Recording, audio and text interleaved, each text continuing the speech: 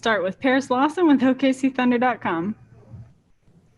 Hey, Coach, you guys really came out of the half there and kind of turned things around in the third quarter. What was your message to the group in the locker room at half? I mean, it was less about the message. And, I think coming out of the half, the guys, I thought it came from them today.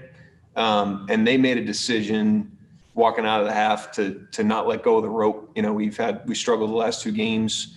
The first half did not go our way. We didn't play our best half. And we just kept fighting, and it took us a little while to break through. It wasn't easy. They made a couple more runs at us in the third and then again in the fourth, and we just hung with it. And the thing that, stands out, when I look at our logo, that's kind of what I think about is that spirit. I thought about that before I came here, and then the years that I was here with the blue.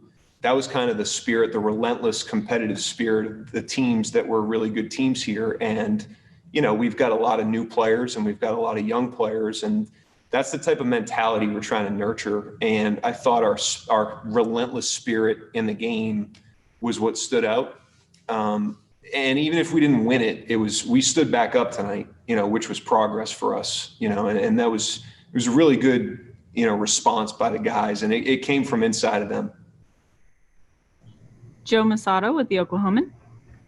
Hey, Mark, Lou got hot there in the third, and then Shea was 5 of 5 in the fourth. Both of those guys seemed to really lead this comeback. What did you make of the way that Lou and Shea played tonight, especially in that second half? Yeah, I mean, they were great. Obviously, Lou was outstanding, especially he made huge plays defensively down the stretch. I mean, he took the charge on Levine, and then he had the loose ball, which was a huge play also. And Shea was so efficient tonight. He was outstanding. But again, I thought we gave ourselves a chance. There's no guarantee you're going to win when you kind of continue to compete. But if you continue to compete, you give yourself a chance. And, I was more happy with the approach those guys took. Those two in particular were great. But our whole team, like I already said, the approach is what we're most proud of tonight. That was a huge step forward for us. It was huge progress. Even if we lost the game, if the last shot goes in, I'd feel the same way. Cliff Brunt with AP. Yeah, Coach, what was it like coaching against Billy Donovan? What does it mean to you, or was it just another game for you? Just another game.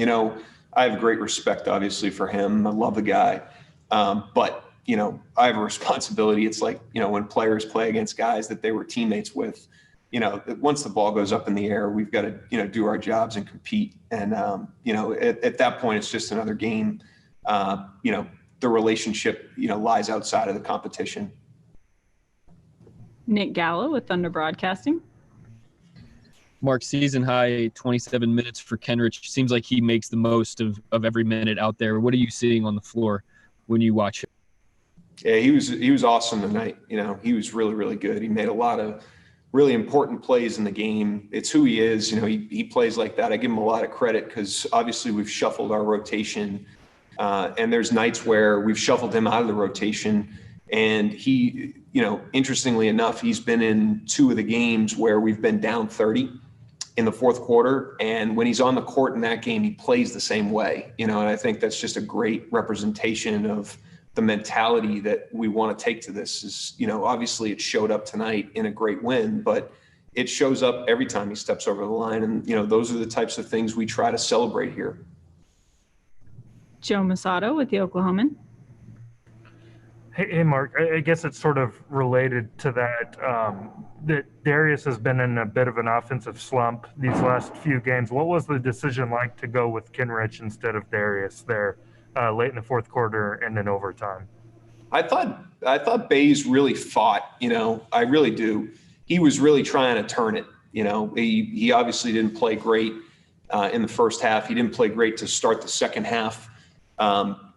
Tried to just light a spark with K. Rich there in the third, but it wasn't a slight towards Bays. We went back to him, later in the third and the fourth, and I thought he was really fighting it. He was really trying to get it right. I give him a lot of credit. And then we put him in there as a defensive sub on the last possession of regulation, and he had a great trap on Porter.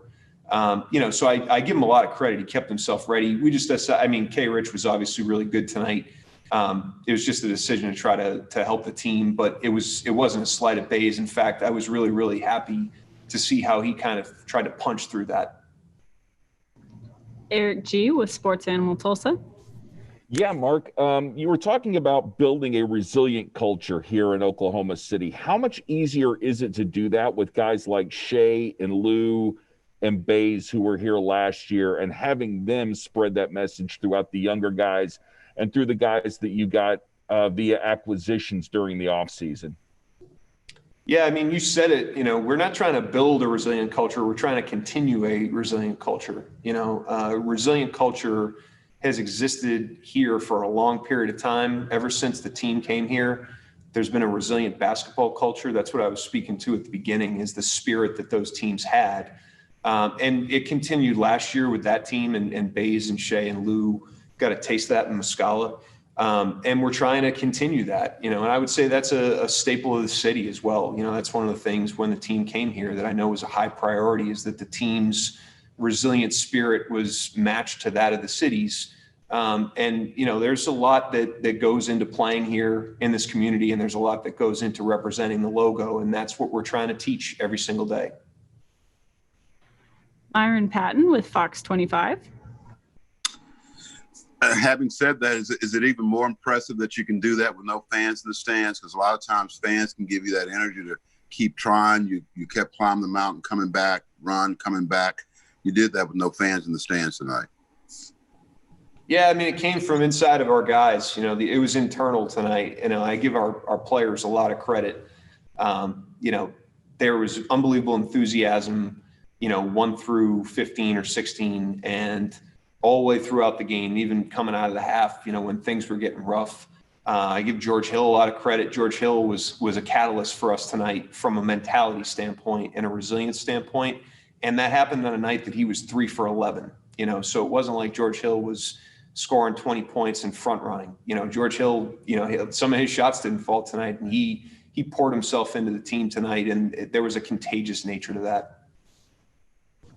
Daniel Bell with Black Sports Online. Hey, Coach, Shea was a little bit more vocal and animated tonight, and it seemed to rub off on everyone. Can you talk about the leadership he showed? Yeah, I mean, the biggest part of his leadership was how he played. He just stuck with it. He was really, really relentless tonight, and especially in the second half, he was hungry on every single possession. I thought he did a really good job defensively. And yeah, I mean, he's